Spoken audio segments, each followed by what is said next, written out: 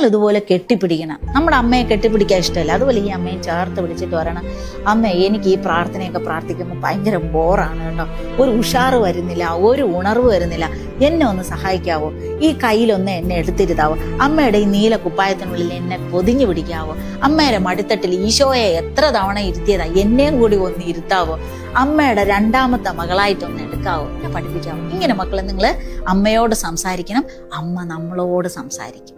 Okay, അമ്മയുടെ മണവും ഗുണവും ഒക്കെ ഉള്ള മക്കളായി മാറട്ടെ എന്ന് സിസ്റ്റർ ആത്മാർത്ഥമായി പ്രാർത്ഥിക്കുന്നു.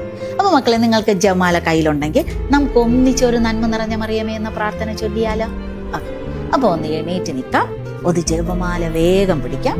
സ്നേഹത്തോട് പിടിക്കാൻ നമുക്ക് സമയമില്ല, നമുക്ക് ഒന്നിച്ചൊന്ന് പ്രാർത്ഥിക്കാം. ഓക്കെ. നന്മ നിറഞ്ഞ മറിയമേ സ്വസ്തി, കർത്താവ് അങ്ങയുടെ കൂടെ സ്ത്രീകളിൽ അങ്ങ് അനുഗ്രഹിക്കപ്പെട്ടവളാകുന്നു, അങ്ങയുടെ ഉദരത്തിൻ ഫലമായി ഈശോ അനുഗ്രഹിക്കപ്പെട്ടവനാകുന്നു. പരിശുദ്ധ മറിയമേ, തമ്പുരാന്റെ അമ്മേ, പാപികളായ ഞങ്ങൾക്ക് വേണ്ടി എപ്പോഴും ഞങ്ങളുടെ മരണസമയത്തും തമ്പുരാനോട് അപേക്ഷിച്ചോളണമേ. ആമേൻ.